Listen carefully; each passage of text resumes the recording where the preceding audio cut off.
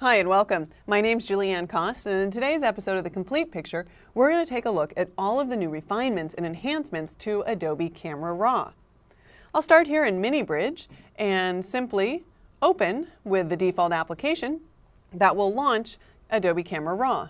The first thing that we should take a look at are all of the refinements in the way that we demosaic and sharpen our images. Now, this is going to be pretty difficult to see because even though I'm viewing this now at 100%, since this videotape is going to be compressed, you're probably not going to see what it is exactly that I'm going to show. But let me explain it to you. Because the raw processing engine is so different than previous versions, we actually have a new process version.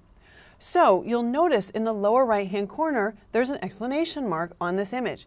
This is telling me that this was processed in a previous version of Photoshop or a previous version of Lightroom, because the Adobe Camera Raw technology is the same, that core underlying technology is the same in both applications.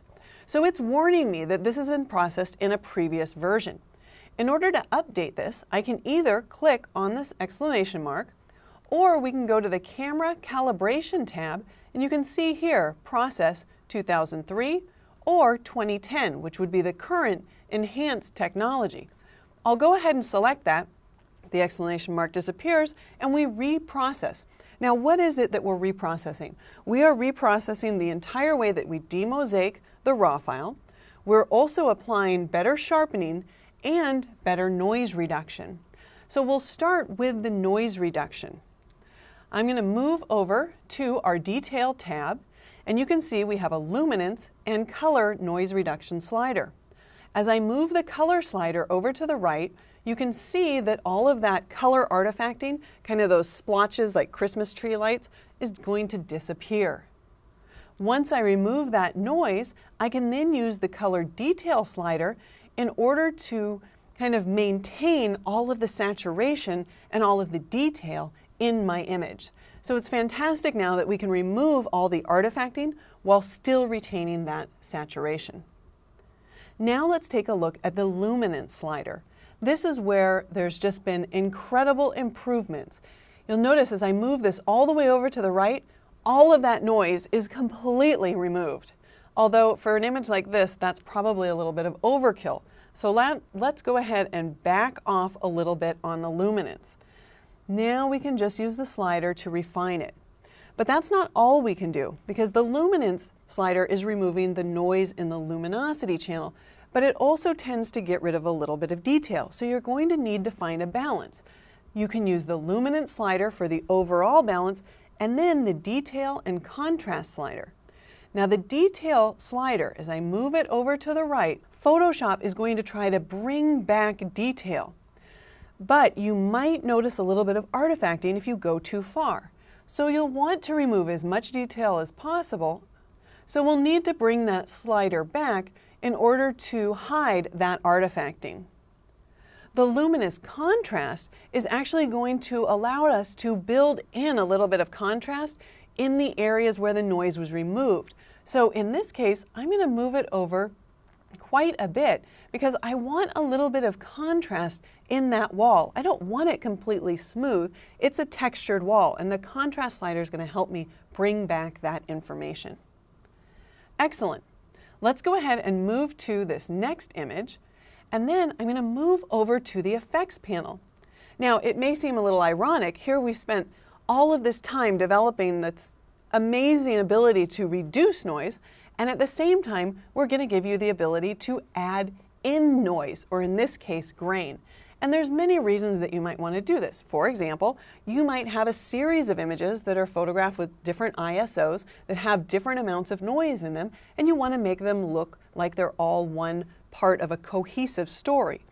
Or if you're doing any compositing in Photoshop with multiple layers, you might want to add grain to one image to match another one. So there's lots of reasons to use the grain.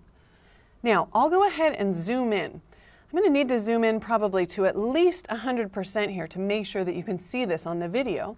And then I'll add as much grain as possible. And you can see that grain in the image. If I toggle on and off the preview, there's before and there's after. I can also control what size grain I want. So do I want really small grain or really large grain? And the roughness of it. Do I want to move this over to the right and make it kind of more clumpy, maybe like a film look of the past? Or do I want this to be kind of smooth grain?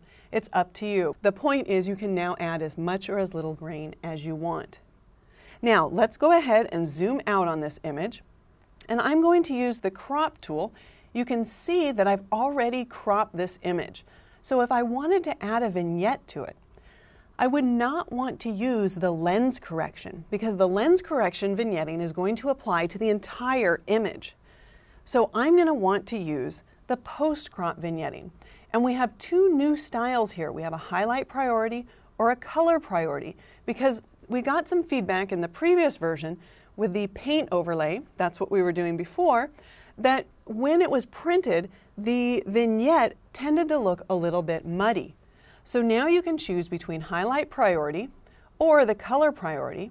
You dial in your amount. Of course, we can darken a vignette, or you could lighten it if you want to. In this case, I'm going to darken it, bring in my midpoint, and we can make this either a very edge effect, like a square effect, or we can make it a round effect, and we can add an amount of feathering to make a nice soft edge. When I switch from the highlight priority to the color priority, it's not going to make a great difference in this image, but where it has a lot of impact is if you have, say, almost an overexposed, a borderline overexposed sky. It's very similar to adding a curves adjustment layer in Photoshop. You know when you add a curves adjustment and you make a drastic change to the curve, sometimes your image gets a little bit more saturated where you've changed it. That's what you're going to get with a highlight priority. If you change this to color priority, then it's like that curve adjustment layer in Photoshop when you set the blend mode to luminosity and we don't change the color values. So it depends on what's more important to you. Do you want that color shift? And sometimes you really do because you want the sky to get nice and dark in the vignetted area. Or do you want to keep the colors of your images more true, in which case you would set it to color priority. So although some of these changes might be difficult to see through the videotape, I strongly encourage you to check it out because the processing has just gotten so much better. It's just phenomenal. Thank you for joining me. My name's Julianne Cost. Join me again next time on The Complete Picture on Adobe TV.